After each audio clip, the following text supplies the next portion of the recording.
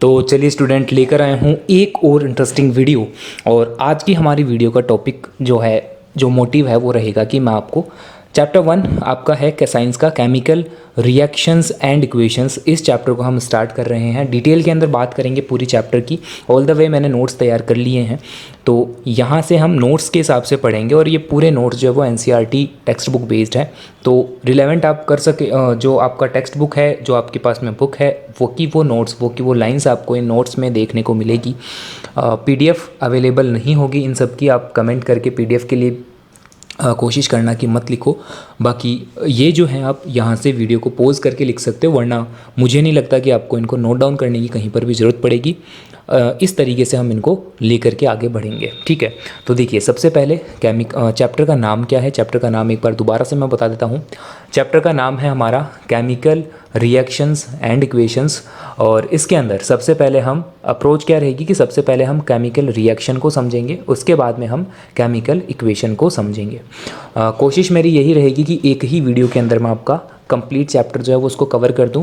Definitely video की length ज़्यादा होगी, मे बी 50-60 मिनट्स की ये वीडियो बनेगी।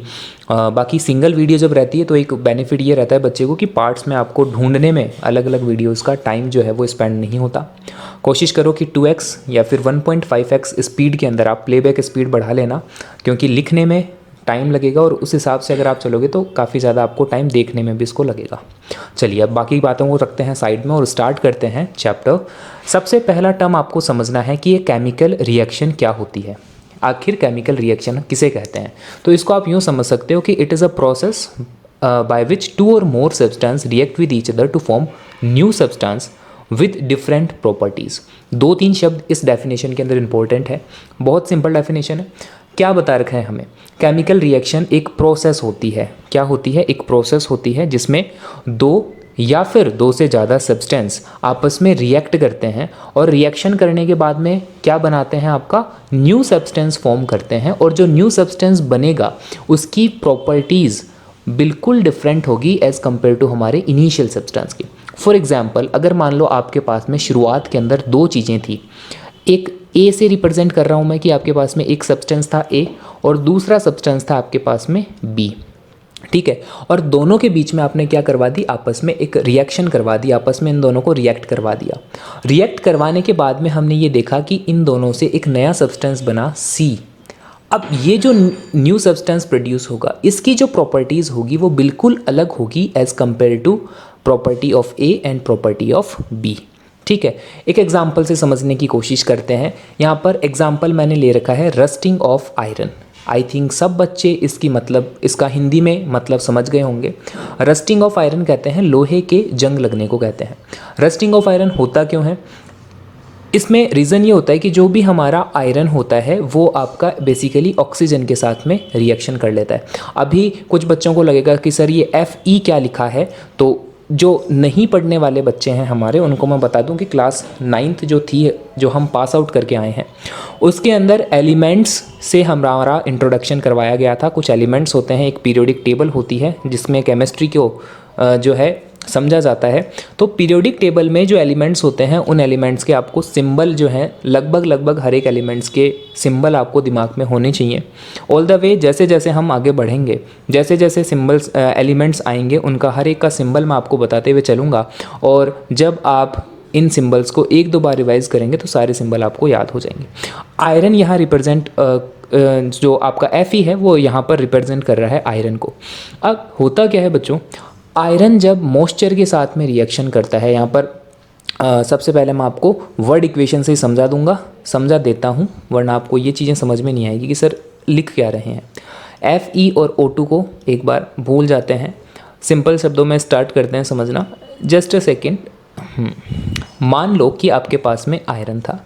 अब आयरन क्या होता है? आयरन मॉइस्चर के साथ में रिएक्शन करता है। मॉइस्चर किससे कहा जाता है? ऑक्सीजन प्लस वाटर, दोनों जो कंबाइन होते हैं, ऑक्सीजन प्लस वाटर जो बनता है उसको बोलते हैं मॉइस्चर, नमी। तो आयरन जब मॉइस्चर के साथ में रिएक्शन करता है तो वहाँ हमें देखने को मिलेगा कि जो पूरा हमारा आयरन आर्टिकल होगा उसके सरफेस पर एक रेडिश ब्राउन कलर की कोटिंग आ जाएगी। उस रेडिश ब्राउन कलर की कोटिंग को हम क्या बोलते हैं? आपका रस्ट बोलते हैं। रस्ट का हिंदी में मतलब होता है बेटा जंग लगना, जंग बोलते हैं, रस्ट को हिंदी में बोलते हैं आपका जंग।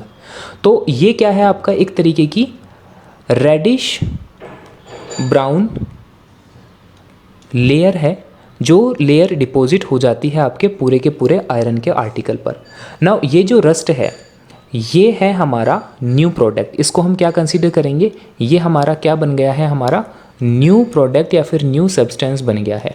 इसको न्यू सब्सटेंस हम किस आधार पर बोल रहे हैं, क्यों हम इसको न्यू सब्सटेंस कंसीडर कर रहे हैं, क्योंकि रस्ट की जो प्रॉपर्टीज़ होगी वो प्रॉपर्टीज़ ना तो आयरन के साथ में मैच करेगी ना ही मॉइस्चर की प्रॉपर्टी के साथ में मैच करेगी। इसकी प्रॉपर्टीज़ बिल्कुल अलग होगी, बिल्कुल डिफरेंट प्रॉपर्टी होगी। तो इस तरीके से हम इसको न्यू सब्सटेंस कंसीडर करेंगे। अब एक बार अगर पूरे रिएक्शन को देखा जाए तो यहाँ पर हुआ क्या है, यहाँ पर आयरन था हमारे पास में शुरुआत के अंदर और मॉइस्चर था। आयरन और मॉइस्चर ने आपस में दोनों ने रिएक्शन कर ली और रिएक्शन करने के बाद में एक न्यू सब्सटेंस बना जिसको हमने कहा रस्ट। और जो रस्ट है उसकी प्रॉपर्टीज़ बिल्कुल अलग है as compare to iron and moisture. तो ये टाइप की जो प्रोसेस होती है इसको हम बोलते हैं आपका केमिकल रिएक्शन। आई थिंक कि इस वाले एग्जांपल से आपको समझ में आया होगा। कुछ और एग्जांपल्स लेकर के इनको समझने की कोशिश करते हैं। सेकंड नंबर पे मैंने लिख रखा है बर्निंग ऑफ कोल। कोल का मतलब होता है सिंपली आप एक बार कोयले से समझ लो कि कोयला जो हम चारकोल यूज़ लेते हैं उसको हम जला रहे हैं। अब सब बच्चे जानते हैं कि जब कोल जलता है तो कोल किस में कन्वर्ट हो जाता है बेटा, आपका राख में, और राख को इंग्लिश में बोलते हैं हम ऐश। ठीक है, ऐश। अब आप खुद रिलेट करो कि जो हमारी राख बनी है क्या उसकी प्रॉपर्टीज़ कोल के साथ में मैच करती है। क्या हम राख को जला सकते हैं, कोयले को हम जला सकते हैं, पर क्या राख को हम जला सकते हैं। कोल को जलाने से हमें हीट एनर्जी मिलती है, लाइट एनर्जी मिलती है, बट क्या राख को जलाने से हीट और लाइट एनर्जी मिल सकती है। तो यहाँ पर अगेन ये समझने की कोशिश करो आप कि जो राख बनी है वो अपने आप में एक न्यू सब्सटेंस बना है। क्या बना है, एक न्यू सब्सटेंस बना है। क्यों बना है, क्यों हम इसको न्यू सब्सटेंस बोल पा रहे हैं, बिकॉज जो ऐश है वो बिल्कुल डिफरेंट है एज़ कम्पेयर टू हमारे कोल के, इसलिए।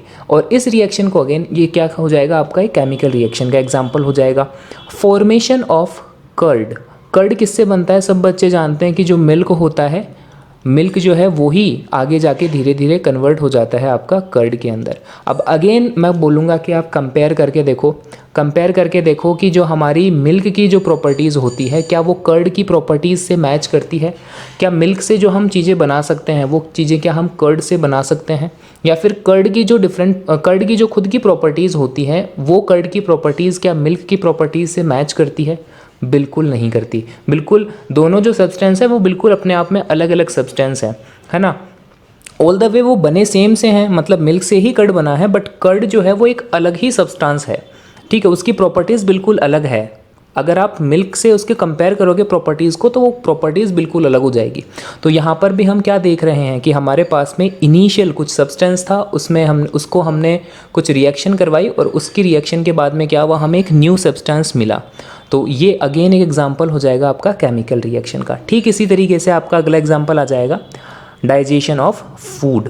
डाइजेशन ऑफ फूड, इसमें हम क्या देखते हैं कि हमने 7th में या 6th क्लास में न्यूट्रिशन इन एनिमल और न्यूट्रिशन इन प्लांट जो चैप्टर था उसमें हमने क्या पढ़ा था कि ह्यूमंस जो होते हैं, पर्टिकुलर अगर मैं ह्यूमन की बात करूं तो ह्यूमंस क्या करते हैं, आपका होलोजोइक न्यूट्रिशन पे डिपेंड होते हैं। होलोजोइक न्यूट्रिशन को फॉलो करते हैं।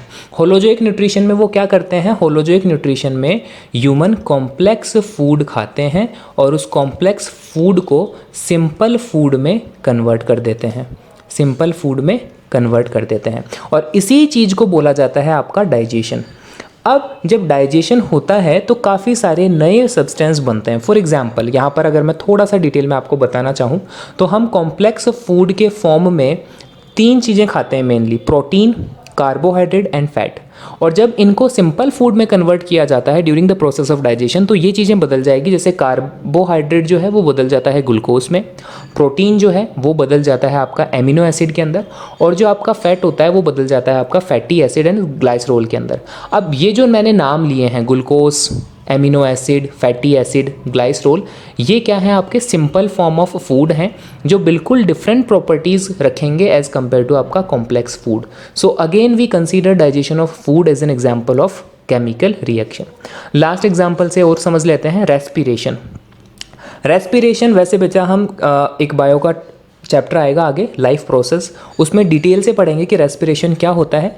जस्ट आपको एक थोड़ा सा ब्रीफ में अगर मैं समझाना चाहूँ तो रेस्पिरेशन उस प्रोसेस को कहा जाता है जिसमें हमारी बॉडी के अंदर जो हमने फूड खाया है उस फूड की रिएक्शन होती है ऑक्सीजन के साथ में, और इस रिएक्शन के बाद में हमें एनर्जी बनती है, मतलब एनर्जी मिलती है in the form of ATP, adenosine triphosphate. तो ये एटीपी क्या है ये सब हम लाइफ प्रोसेस के अंदर डिटेल में समझेंगे। जस्ट यहाँ पर आप इस चीज़ पर ध्यान दो कि जो फूड था जो हमने खाया था उसने ऑक्सीजन के साथ में रिएक्शन करी, और फूड की जब ऑक्सीजन के साथ में रिएक्शन हुई तो हमें मिली क्या, हमें मिली एनर्जी, जिसको हम वेरियस यूज़फुल वर्क के अंदर यूटिलाइज करते हैं, पढ़ने में, लिखने में, खाने में, खेलने में। तो ये जो एनर्जी मिली है, ये जो एनर्जी बनी है, ये अपने आप में एक न्यू सब्सटेंस है। तो ये सारे एग्जांपल आई थिंक स्टूडेंट के आपको समझ में आए होंगे। अब यहाँ तक मैं मानते हुए चल रहा हूँ कि आपने केमिकल रिएक्शन को बहुत अच्छे से समझ लिया है। केमिकल रिएक्शन की एक बार लास्ट टाइम डेफिनेशन को मैं फिर से रीड करवा देता हूँ। इट इज़ अ प्रोसेस, क्या है ये आपका, एक ऐसी प्रोसेस है, it is a process by which two or more substance react with each other to form a new substance with different properties। I think ये सबको क्लियर है, वेल डन। अब हम चलते हैं इससे थोड़े से आगे।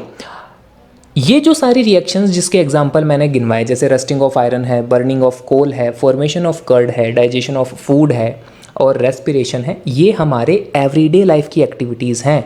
ये हम हमेशा हमारे आसपास में होते हुए देख रहे हैं। जैसे रेस्पिरेशन, हर एक ह्यूमन बॉडी के अंदर रेस्पिरेशन की प्रोसेस होती है जब वो खाना खा चुका रहता है तब। डाइजेशन ऑफ फूड सभी बॉडीज़ के अंदर चलता है। फॉर्मेशन ऑफ कर्ड, हर घर में मिल्क को कर्ड में कन्वर्ट किया जाता है ना। रस्टिंग ऑफ आयरन, ये भी हम हमारे सराउंडिंग में होते हुए देखते हैं। और ऐसी ही हज़ारों रिएक्शंस, हज़ारों केमिकल रिएक्शंस हमारे आसपास में चल रही होती है। इवन कि अभी आप पढ़ भी रहे हो उस टाइम पर भी आपके आसपास में काफ़ी सारी केमिकल रिएक्शंस चल रही है। इवन आपकी बॉडी के अंदर काफ़ी सारी केमिकल रिएक्शंस चल रही है। तो अब पॉइंट ये आता है कि सर हम कैसे डिटरमाइन करेंगे कि कोई रिएक्शन हमारे आसपास में चल रही है। तो अगला जो टॉपिक आया है अब वो आया है आपका कि हाउ वी ऑब्जर्व और how we determine whether a chemical reaction has taken place, कि हमारे आसपास में कोई रिएक्शन चल रही है उसको हम कैसे डिटरमाइन करेंगे, कैसे पता लगाएंगे। कुछ पॉइंट्स हैं जिनका ध्यान अगर आप रखोगे तो आप आसानी से उसको आइडेंटिफाई कर पाओगे कि केमिकल रिएक्शन हो रही है या नहीं हो रही। कौन कौन से वो पॉइंट्स हैं, एनसीईआरटी में सेम पॉइंट्स दे रखे हैं बेटा, सेम टू सेम पॉइंट्स आपके बुक में लिखे हुए हैं। फर्स्ट पॉइंट है आपका चेंज इन स्टेट। यहाँ पर स्टेट से मतलब है यहाँ पर physical state of matter, physical state of matter.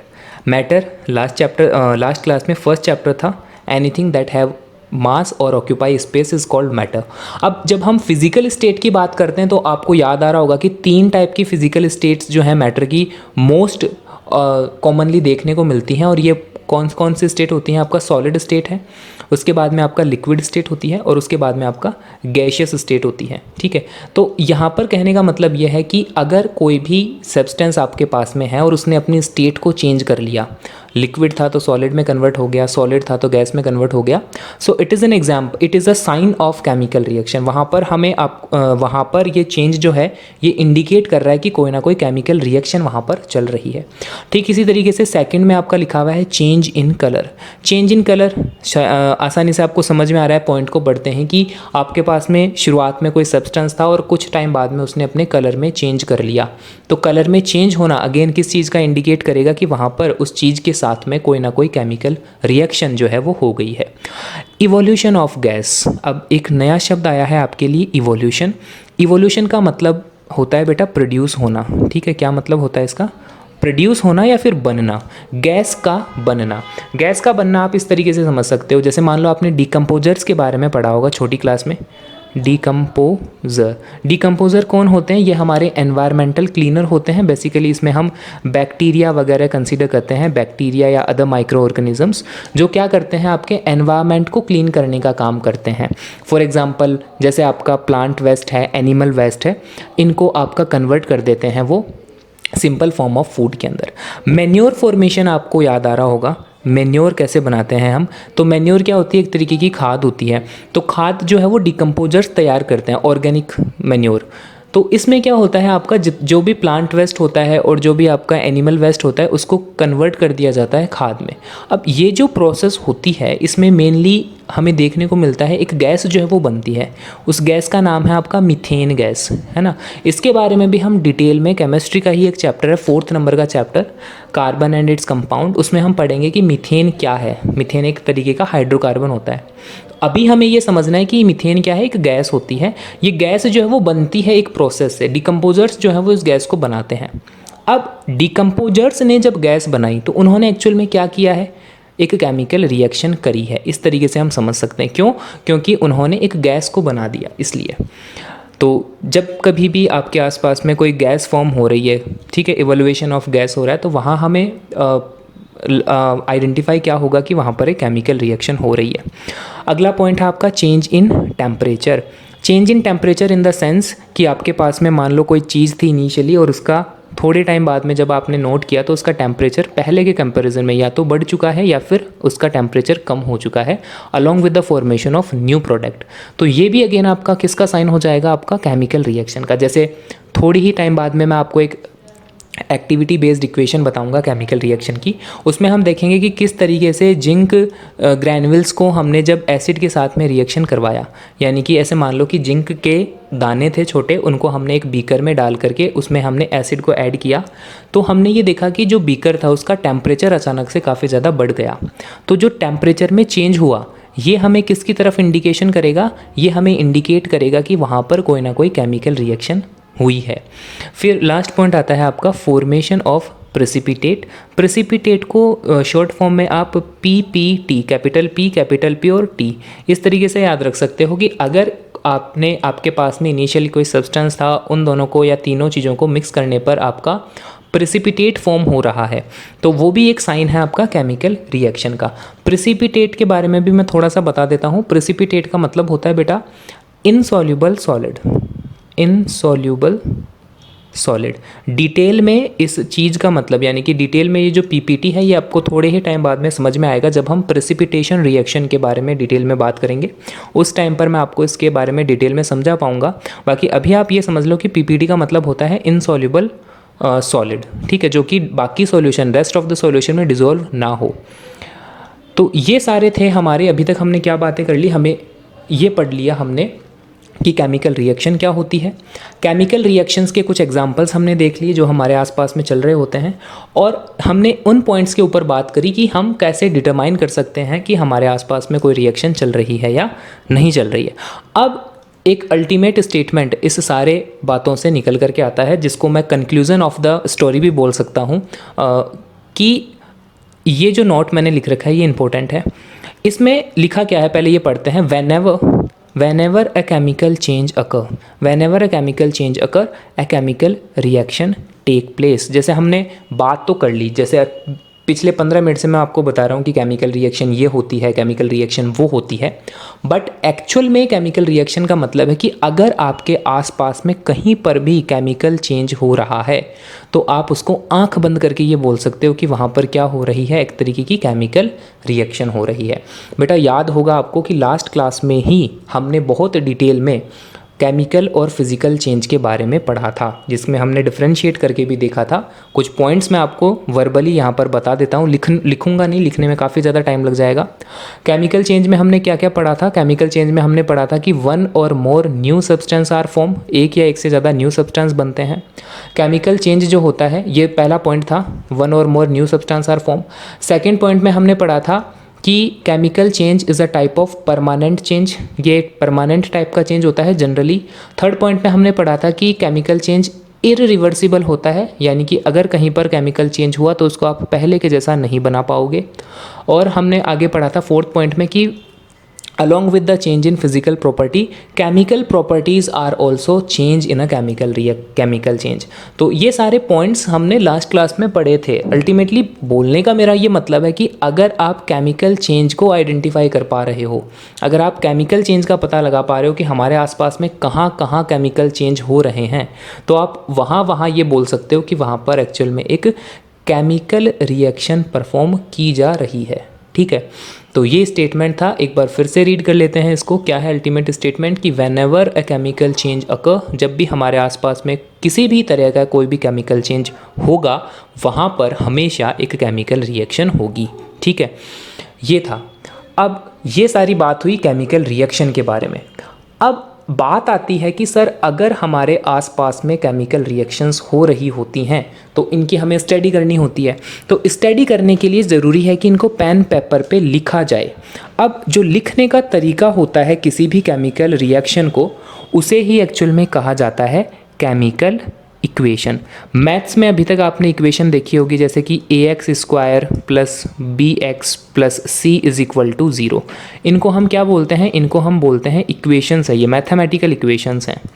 उसी तरीके से कुछ केमिकल इक्वेशंस भी होती हैं जिसकी हेल्प से हम केमिकल रिएक्शन को लिखते हैं ताकि हम उनको डिटेल में पढ़ सकें।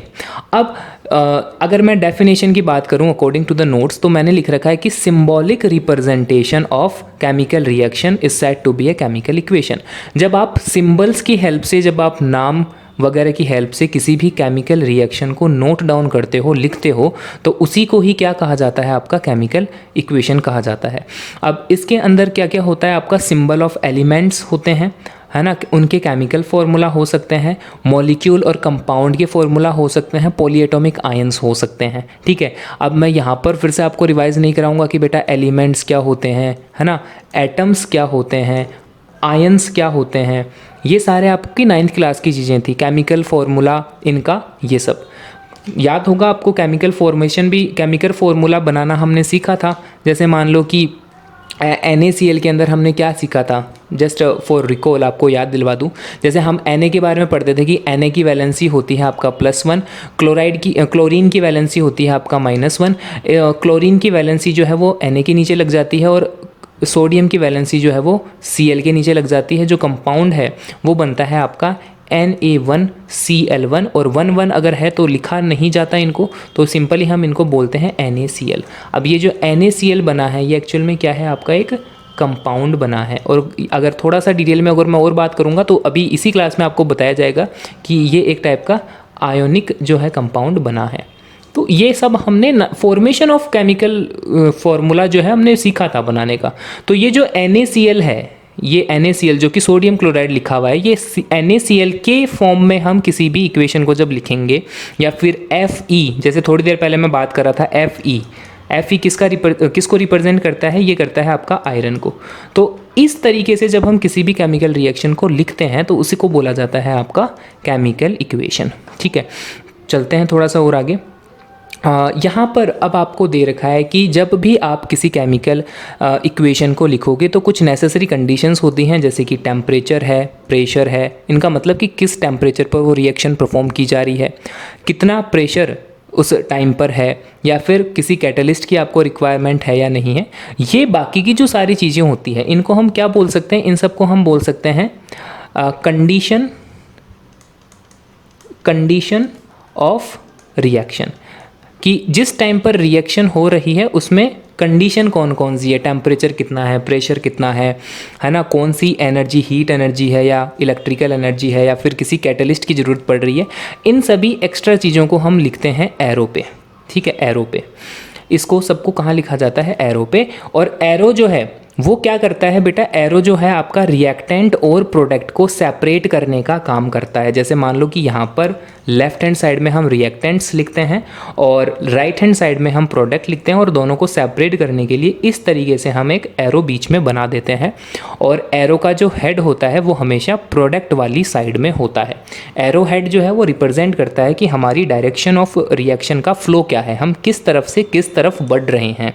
हमारे इनिशियल सब्सटेंस जो होते हैं उनको रिएक्टेंट कहा जाता है, और जो न्यू सब्सटेंस बनते हैं उनको प्रोडक्ट कहा जाता है। यहाँ पर थोड़ा सा मैं डिटेल में बता देता हूँ कि रिएक्टेंट क्या होते हैं और प्रोडक्ट आपके क्या होते हैं। ठीक है, देखिए रिएक्टेंट जो है उनको कहा जाता है कि reactant are those substance that react together to form a new substance during a chemical reaction. Reactant जो है वो शुरुआती सब्सटेंस होते हैं जिनको रिएक्शन करवाने के कारण आपके नए प्रोडक्ट बनेंगे। और रिएक्टेंट के आगे बता रखा है कि reactants are always written left side of the arrow. ये बात भी अभी मैंने बताई कि रिएक्टेंट हमेशा कहाँ लिखे जाएंगे, लेफ्ट हैंड साइड लिखे जाएंगे। इसी तरीके से अगर मैं बात करूँ प्रोडक्ट के बारे में कि प्रोडक्ट क्या होते हैं, तो प्रोडक्ट आपके होते हैं, जस्ट अ सेकेंड, प्रोडक्ट आपके होते हैं, product are those substance that are formed as a new substance during a reaction. कि रिएक्शन के दौरान जो न्यू सब्सटेंस बनेंगे उनको हम क्या कहेंगे, हमारे प्रोडक्ट कहेंगे। उसके बाद में अगला पॉइंट है कि product are always written on the right hand side, यानी कि प्रोडक्ट हमेशा कहाँ लिखे जाएंगे, राइट हैंड साइड। जैसे यहाँ पर भी आप देख रहे हो कि प्रोडक्ट कहाँ लिखे हैं आपके, right hand side of the arrow in a chemical reaction. अब शायद हो सकता है कि अभी आपको रिएक्टेंट एंड प्रोडक्ट में कन्फ्यूज़न है, तो एक एग्जाम्पल की हेल्प से मैं यहाँ पर आपको समझाने की कोशिश करता हूँ। ये जो एग्जाम्पल मैंने लिख रखा है इसकी बात हम बाद में करेंगे, क्योंकि ये 10th क्लास के बुक का एग्जाम्पल है, बट मैं आपको एक ऐसे एग्जाम्पल से समझाने की कोशिश करूँगा जो शायद आपने पढ़ रखा है आपकी छोटी क्लासों के अंदर। ठीक है, आप सभी ने यहाँ पर चेंज कर लेते हैं पेन का कलर, आप सभी ने फोटोसिंथेसिस रिएक्शन जरूर पढ़ी होगी। फोटोसिंथेसिस रिएक्शन क्या होती है, एक ऐसी रिएक्शन है जिसमें प्लांट्स अपना खाना खुद बनाते हैं। ठीक है, और जहाँ तक मुझे याद है, मैं जो लिख रहा हूँ वो आप को याद भी आ रही होगी कि CO2 कार्बन डाइऑक्साइड होता है, वाटर होता है, इसके बाद में हमें सनलाइट की रिक्वायरमेंट होती है। सनलाइट क्या करता है, सनलाइट के साथ में एरो के नीचे हम लिखा करते थे क्लोरोफिल, और क्लोरोफिल के बाद में आगे आता था आपका ग्लूकोज। ग्लूकोज का यहाँ पर मैं फॉर्मूला लिख रहा हूँ, फॉर्मूला होता है इसका C6H12O6। इसको देख करके डर मत जाना कि ये सर ने क्या लिख दिया, ये बेटा आपका ग्लूकोज ही है, ग्लूकोज को ही बोलते हैं आपका C6H12O6। और उसके साथ में हमारे ऑक्सीजन बना करती थी, और ऑक्सीजन के साथ में small amount of water also formed. अब थोड़ा सा यहाँ पर समझने की कोशिश करना, शायद ये जो मैंने लिखा है ये सभी को याद आ गया होगा। CO2 + H2O, फिर एरो लगा होता था, एरो के ऊपर सनलाइट लिखी होती थी, एरो के नीचे क्लोरोफिल लिखा होता था, उसके बाद में ग्लूकोज, ऑक्सीजन और वाटर लिखा होता था। यहाँ पर अगर आप थोड़ा सा नोट करोगे तो क्या मैं ये कह सकता हूँ कि शुरुआत के अंदर हमारे पास में दो चीज़ें थी, कार्बन डाइऑक्साइड थी और वाटर था। ठीक है, ये हमारे पास में शुरुआत वाली चीज़ें थी, और जब इन दोनों ने आपस में रिएक्शन करी तो इन दोनों ने रिएक्शन करके क्या बनाया, आपका ग्लूकोज को बनाया, ऑक्सीजन को बनाया और वाटर को बनाया। ठीक है, तो अब CO2 और H2O को हम क्या कंसीडर करेंगे यहाँ पर कि CO2 और O2 क्या है, आपके रिएक्टेंट हैं। ये दोनों क्या हैं, आपके रिएक्टेंट, और इन दोनों ने मिलकर के जो न्यू सब्सटेंस बनाए हैं, जैसे कि आपका ग्लूकोज है, ऑक्सीजन है और वाटर है, ये जो तीन चीज़ें नई बनी हैं इनको हम क्या कंसीडर करेंगे कि ये आपके क्या हैं, आपके प्रोडक्ट हैं। और ये जो एरो के ऊपर और नीचे हम सनलाइट और क्लोरोफिल लिखा करते थे बेटा, ये वो रिक्वायर्ड कंडीशन थी जो कि फोटोसिंथेसिस को कंप्लीट होने के लिए चाहिए होती थी। जैसे आपको याद आ रहा होगा, हम पढ़ते थे कि रात में प्लांट फोटोसिंथेसिस नहीं कर सकते क्योंकि रात में उनके पास में सनलाइट नहीं होती है, और सनलाइट के बिना फोटोसिंथेसिस नहीं हो सकती। So we can say that कि sunlight is a necessary required condition for photosynthesis. अब ये जो नेसेसरी कंडीशन है इसको हमने कहाँ पर लिखा है, एरो के ऊपर या नीचे लिखा है। इसी तरीके से क्लोरोफिल, ये आपका एक ग्रीन कलर्ड पिगमेंट होता है which is found in chlorophyll, leaves के अंदर ये मिलता है आपका। तो क्लोरोफिल भी अपने आप में एक नेसेसरी रिक्वायर्ड कंडीशन है। अगर क्लोरोफिल नहीं होगा तो फोटोसिंथेसिस नहीं हो पाएगी। तो क्लोरोफिल और सनलाइट क्या है, वो नेसेसरी रिक्वायर्ड कंडीशन है जो फोटोसिंथेसिस को कंप्लीट करने के लिए चाहिए। तो अभी मैंने आपको बताया कि जो रिक्वायर्ड कंडीशन होती है उनको तो बेटा आपका लिखा जाता है एरो के ऊपर या फिर नीचे, और जो आपके शुरुआती जो सब्सटेंस होते हैं जो आपके पास में इनिशियल तौर पर रहेंगे उनको लिखा जाता है लेफ्ट हैंड साइड में, और उनको बोला क्या जाता है, आपका रिएक्टेंट बोला जाता है। और जो न्यू सब्सटेंस बनेंगे आफ्टर द रिएक्शन वो लिखे जाएंगे आपके राइट हैंड साइड में, और उनको बोला जाएगा आपका प्रोडक्ट। सो आई थिंक कि अब आपको रिएक्टेंट, प्रोडक्ट और एरो ये 3 चीज़ें आपको अच्छे से समझ में आई होगी। ठीक है, चलते हैं आप थोड़ा सा और आगे और एग्जाम्पल से समझते हैं वो एग्जाम्पल जो हमारी बुक में हमें दिया गया है। एक मैग्नीशियम एक एलिमेंट होता है, नाम पढ़ने वाले बच्चों ने सुना होगा, मैग्नीशियम, जिसको Mg से रिप्रेजेंट किया जाता है। इसका एक रिबन हमने बना लिया जो कि केमिस्ट्री लैब में मिल भी जाएगा आपको देखने के लिए। तो मैग्नीशियम रिबन को हम बर्न करना चाहते हैं, उसको हम जलाना चाहते हैं, और जलाने के लिए हमें रिक्वायर्ड क्या होती है? ऑक्सीजन रिक्वायर्ड होती है। क्लास 8 का एक चैप्टर था कंबशन एंड फ्लेम, जिसमें नेसेसरी कंडीशन फॉर कंबशन दे रखी थी, है ना। तो उसमें हमने क्या सीखा था कि अगर किसी भी चीज़ को आपको जलाना है तो सबसे पहले आपके पास में ऑक्सीजन तो होनी ही चाहिए। मैग्नीशियम रिबन को हम यहाँ पर जलाएंगे, तो मैग्नीशियम रिबन जो है उसको जलाएंगे तो एक्चुअल में होगा क्या कि वो मैग्नीशियम रिबन ऑक्सीजन के साथ में रिएक्शन करेगा, और कुछ टाइम बाद में हम देखेंगे कि उस मैग्नीशियम रिबन की क्या बन जाएगी? आपके ऐश बन जाएगी। ऐश का मतलब होता है राख, अभी बताया भी था ऊपर। तो उस मैग्नीशियम रिबन की पूरी राख बन जाएगी। अब ये जो राख बनेगी इसको हम टेक्निकली साइंटिफिकली हम मैग्नीशियम ऑक्साइड कहेंगे। ठीक है, कि ये क्या बना है? आपका मैग्नीशियम ऑक्साइड बना है, which is a type of ash of magnesium. ठीक है, तो ये जो सब हमने करवा दिया। तो अब बात आई, जैसे सिंपली अगर मैं बोलूँ कि मैग्नीशियम को आपने बर्न करवाया एयर की प्रेजेंस में और उसकी आपने राख बना दी, ये एक केमिकल रिएक्शन हुई। अब जब बात आई कि इसको लिखा कैसे जाएगा, तो लिखा जाता है बेटा इस फॉर्म के अंदर। ठीक है, इस फॉर्म के अंदर बेसिकली लिखने के 2 तरीके होते हैं। उसमें से पहला तरीका मैं आपको बता रहा हूँ कि किस तरीके से लिखा जाएगा उसको। इस तरीके से हमने क्या लिखा है, इसमें हमने मैग्नीशियम लिखा क्योंकि हमारे पास में रिबन की फॉर्म में क्या था? मैग्नीशियम था, तो उसका हमने नाम लिखा। फिर जब हम उसको बर्न करवा रहे थे तो एक्चुअल में हम उसका रिएक्शन ऑक्सीजन के साथ करवा रहे थे, तो हमने ऑक्सीजन लिख दी। फिर हमने क्या देखा कि जब वो पूरा जल चुका था तब उसकी राख बन चुकी थी, तो राख को हमने क्या लिखा? राख थी क्या एक्चुअल में? मैग्नीशियम ऑक्साइड थी, तो इसको हमने इस तरीके से लिख दिया। इसे कहा जाता है आपका वर्ड इक्वेशन। जब आप एलिमेंट्स के नाम के अकॉर्डिंग उनको उनको लिखा करते हैं तो उनको हम क्या कहते हैं? आपका वर्ड इक्वेशन। इस वर्ड इक्वेशन का ही एक बेटर वर्जन होता है बेटा आपका सिंबॉलिक इक्वेशन। ये क्या है? आपका better way of representation. Better way मतलब वर्ड इक्वेशन से ज़्यादा अच्छा है आपका सिंबॉलिक इक्वेशन को लिखना। बातें सब सेम ही होगी, सेम ही रिएक्शन को लिखा जाएगा, बट इस बार हम क्या करेंगे? पूरा नाम लिखने के बजाय हम उनके केवल सिंबल यूज में लेंगे। फॉर एग्जांपल जैसे मैग्नीशियम के लिए हमने केवल Mg लिखा, ऑक्सीजन के लिए हमने क्या लिख दिया? O2 लिख दिया। और जो मैग्नीशियम ऑक्साइड है, जब इसका आप केमिकल फॉर्मूला डिराइव करके देखोगे तो ये आपका बनेगा मैग्नीशियम ऑक्साइड का MgO। ठीक है, तो यहाँ हम क्या कर रहे हैं? पूरा नाम लिखने के बजाय इनके जस्ट हम सिम्बल्स लिख रहे हैं, और सिम्बल्स की फॉर्म में हम केमिकल रिएक्शन को रिप्रेजेंट कर रहे हैं। उसको बोला जाता है आपका सिंबॉलिक इक्वेशन। अब एक चीज़ इसके साथ में और याद रखना कि जब सिंबॉलिक इक्वेशन लिखी जाती है तो यहाँ पर हम फिजिकल स्टेट्स को भी मेंशन करते हुए चलते हैं कि जो रिएक्टेंट्स हैं और जो प्रोडक्ट हैं उनकी फिजिकल स्टेट क्या हैं। यहाँ पर अगर मैं आपसे क्वेश्चन पूछता हूँ अगर इस रिएक्शन में मैं आपको पूछूं कि रिएक्टेंट कौन से हैं और प्रोडक्ट कौन से हैं, तो आई थिंक कि सब बच्चे कोशिश करके बता पाओगे कि कौन से रिएक्टेंट है और कौन से प्रोडक्ट हैं। देखिए शुरुआत वाली चीज़ों को आप देखिए कि शुरू में हमारे पास में क्या था? हमारे पास में शुरू के अंदर मैग्नीशियम था, तो मैग्नीशियम क्या हो जाएगा? हमारा एक रिएक्टेंट हो जाएगा।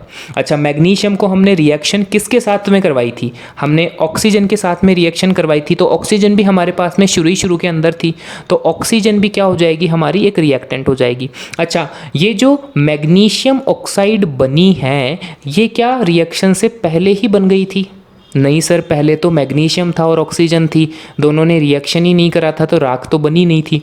तो राख जो है वो कब बनी? मैग्नीशियम ऑक्साइड बना कब? जब पूरी रिएक्शन हो गई तब। तो रिएक्शन के एंड में बना ये चीज़, तो इसको हम क्या कंसीडर कर सकते हैं? इसको हम एक न्यू प्रोडक्ट कंसीडर कर सकते हैं, हम इसको एक न्यू सब्सटेंस कंसीडर कर सकते हैं। और जो न्यू सब्सटेंस होता है उसी को हम क्या कहते हैं बेटा?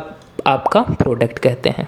और ये भी आप देखोगे कि जो रिएक्टेंट थे, ये दोनों रिएक्टेंट थे और ये प्रोडक्ट था, इन दोनों को सेपरेट करने का काम कौन कर रहा है? एरो कर रहा है।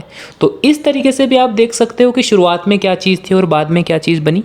या फिर आप ये भी देख सकते हो कि एरो कहाँ लग रखा है। एरो के लेफ्ट हैंड साइड में जो भी चीज़ें होंगी वो सारी आपका रिएक्टेंट कहलाएगी, और एरो के राइट हैंड साइड में जितनी भी चीज़ें लिखी होगी वो आपका सारा प्रोडक्ट कहलाएगी। ज़रूरी नहीं है कि रिएक्टेंट 2 ही होंगे और प्रोडक्ट एक ही बनेगा। रिएक्टेंट 2 या 2 से ज़्यादा भी हो सकते हैं, प्रोडक्ट भी 2 या 2 से ज़्यादा भी हो सकते हैं। आप अगर फोटोसिंथेसिस की रिएक्शन को देखोगे तो यहाँ पर हम देख पा रहे हैं कि यहाँ पर हमारे पास में 2 रिएक्टेंट थे, कार्बन डाइऑक्साइड एंड वाटर। और अगर हम प्रोडक्ट की काउंटिंग करें तो ग्लूकोज, ऑक्सीजन एंड वाटर, 3 जो है हमारे पास में प्रोडक्ट फॉर्म हुए थे।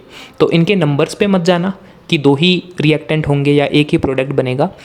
Depending on the type of reaction कितने भी प्रोडक्ट हो सकते हैं, कितने भी रिएक्टेंट हो सकते हैं। जस्ट आपको ये आइडेंटिफाई करना आना चाहिए कि रिएक्टेंट कौन होते हैं और प्रोडक्ट कौन होते हैं। ठीक है, चलिए, तो मैग्नीशियम रिबन को बर्न करना था और मैग्नीशियम रिबन को बर्न करके हमने ये समझा कि रिएक्टेंट और प्रोडक्ट को किस तरीके से लिखा जाता है। ठीक है, इनको थोड़ा सा मैं रेज कर देता हूँ ताकि आपको बहुत ही ज़्यादा जो है कन्फ्यूज़न ना हो कि क्या क्या लिखा है नोट्स में। देखिए, तो मैं यहाँ से बता रहा था आपको कि जब कभी भी सिंबॉलिक इक्वेशन को लिखा जाता है तो उसके अंदर हम फिजिकल स्टेट ऑफ एलिमेंट को या कंपाउंड को या एटम को मेंशन करते हैं। ध्यान रखना कि 4 जो है आपका यहाँ पर फिजिकल स्टेट हम कंसीडर करेंगे। जी हम लिखेंगे गैस के लिए, एल जो है हम लिखेंगे लिक्विड्स के लिए, एस जो है वो सिंबल हम लगाएंगे सॉलिड के लिए। और एक और इम्पॉर्टेंट बात है कि एक्वस अगर एक्वस स्टेट है तो उसके लिए हम लगाएंगे बेटा आपका ए क्यू। कुछ बच्चों को थोड़ा सा मैं डिटेल में बता देता हूँ कि कुछ बच्चों को एक्वस सॉल्यूशन याद नहीं आ रहा होगा, जबकि ये हमारा 9th में पढ़ा हुआ है। देखो, हमने 9th में पढ़ा था कि कोई भी सॉल्यूशन जो होता है वो 2 चीज़ों से मिलकर के बनता है। एक होता है उनमें से सॉल्वेंट और दूसरा होता है उसमें से सॉल्यूट। सॉल्वेंट बेसिकली वो था जो ज़्यादा अमाउंट में रहता है और सॉल्यूट बेसिकली वो होते हैं जो कम अमाउंट में रहते हैं। फॉर एग्जाम्पल, अगर आप टी बनाना चाहते हो तो टी बनाने के अंदर आप उसके अंदर वाटर मिक्स करोगे, वाटर के अंदर आप मिल्क ऐड करोगे, मिल्क के साथ में कुछ आप टी लीव्स जो हैं वो ऐड करोगे और टी लीव्स के साथ में आप थोड़ी सी शुगर भी ऐड करोगे। नाउ अगर मैं यहाँ पर देखूँ कि जो टी है वो एक तरीके का होमोजीनियस मिक्सचर है, होमोजीनियस सॉल्यूशन है। ठीक है, अब अगर मैं यहाँ पर इन सब चीज़ों को देखता हूँ तो यहाँ पर हम देखेंगे कि सबसे ज़्यादा चाय में हमने मिल्क डाला। मान लो कि सबसे ज़्यादा हमने चाय के अंदर क्या डाला, मिल्क डाला। तो ये जो मिल्क है ये हमारा क्या हो जाएगा, सॉल्वेंट हो जाएगा। और बाकी जो चीज़ें बची है मिल्क को छोड़ करके, ये सारी की सारी चीज़ें कहलाएगी आपका सॉल्वेंट। अब ऐसे ही अगर किसी सॉल्यूशन में हमने सॉल्वेंट के जगह पर वाटर डाला होता, ठीक है, वाटर डाला होता, मतलब कि सबसे ज़्यादा अमाउंट में उस सॉल्यूशन के अंदर अगर वाटर होता तो उस पर्टिकुलर सॉल्यूशन को हम क्या कंसीडर करते, एक्वस सॉल्यूशन कंसीडर करते और उसके लिए हम क्या लिखते, ए क्यू लिखते। ठीक है, तो ये भी मतलब थोड़ा सा जब हम और आगे बढ़ेंगे तो मैं दिखाऊंगा आपको कि इनको किस तरीके से कहाँ कहाँ लिखा जाता है। अभी के लिए आप यहाँ से समझ सकते हो, जैसे Mg के अंदर हमने S लिख रखा है, S स्टैंड्स फॉर सॉलिड। तो क्यों लिखा है सॉलिड, क्योंकि मैग्नीशियम किस फॉर्म में था हमारे पास में, रिबन की फॉर्म में था। और रिबन जो है वो कौन से स्टेट में कंसीडर करते हैं, हम सॉलिड स्टेट में कंसीडर करते हैं। तो मैग्नीशियम के साथ हमने क्या लिखा है, एस को। उसके बाद में अगर हम बात करें ऑक्सीजन की, तो ऑक्सीजन हमें कहाँ से मिली, ऑक्सीजन सर हमें मिली एटमॉस्फेयर से। एटमॉस्फेरिक ऑक्सीजन हमने काम में ली, एटमॉस्फेरिक ऑक्सीजन। अब एटमॉस्फेयर के अंदर ऑक्सीजन कौन से स्टेट में थी बेटा, गैस स्टेट में थी। तो गैस के लिए हमने यहाँ पर लिख दिया है आपका जी। उसके बाद में मैग्नीशियम ऑक्साइड जो बनी, ये तो हमारे राख बनी। अब राख जो है वो कौन से फॉर्म में होती है आपका, पाउडर की फॉर्म में होती है। और पाउडर को हम किस में कंसीडर करते हैं, सॉलिड में कंसीडर करते हैं। तो यहाँ पर हमने लिख दिया है एस। आई थिंक कि आप थोड़ा थोड़ा रिलेट कर पा रहे हो कि मैं आपको क्या समझाना चाहता हूँ। तो ये सारी बातें हुई अपनी केमिकल इक्वेशन की। अब वैसे अगर देखा जाए तो वीडियो की लेंथ हो चुकी है लगभग 40 मिनट्स। और मुझे नहीं लगता कि मैं इसको बहुत ही ज़्यादा आगे बढ़ा पाऊँगा, क्योंकि 40 मिनट्स कम नहीं होते, काफ़ी होते हैं। और हमारा जो चैप्टर है जस्ट इसका इंट्रोडक्शन मैंने आपको समझाया है इतनी देर में। तो इस वीडियो को तो बेटा यहीं पर ही हम स्टॉप करते हैं, क्योंकि अगर मैं कंटिन्यू करूँगा तो लगभग 2.5-3 घंटे की जो है वो वीडियो बनेगी पूरी, जो कि अपने आप में कोई बच्चा देखना चाहेगा नहीं उसकी लेंथ को देख करके। तो यहाँ पर एक बार के लिए मैं आपको वीडियो को पॉज कर रहा हूँ नेक्स्ट वीडियो बनाने के लिए। आगे की बातें हम कंटिन्यू करेंगे, आगे के टॉपिक्स हम कंटिन्यू करेंगे, और मैं उम्मीद करता हूं कि जितना भी मैंने इन 40 मिनट में आपको समझाया है अभी के अंदर, वो एक बहुत ही कॉम्प्रिहेंसिव तरीके से, बहुत ही डिटेल्ड वे के अंदर समझाया है कि आपके एक भी डाउट दिमाग में ना रहे। फिर भी अगर आपके कोई चीज़ नहीं समझ में आती है तो वो आप कमेंट के अंदर उस चीज़ को मेंशन कर सकते हो, और मैं पूरी कोशिश करूँगा कि आपके हर एक कमेंट का रिप्लाई जो है वो मैं कर सकूँ। ठीक है, तो ये जो है आपका जस्ट इंट्रोडक्शन था चैप्टर का, जिसके अंदर हमने चैप्टर के जस्ट हमारे नाम को समझा है कि केमिकल रिएक्शन क्या होती है और केमिकल इक्वेशन क्या होती है। और उम्मीद यही है मेरी कि आप सभी ने इसे बहुत ही शिद्दत से समझा होगा और सभी को समझ में आया होगा। आगे के टॉपिक जो हैं वो मैं स्टार्ट कर रहा हूँ अपनी नेक्स्ट वीडियो के अंदर।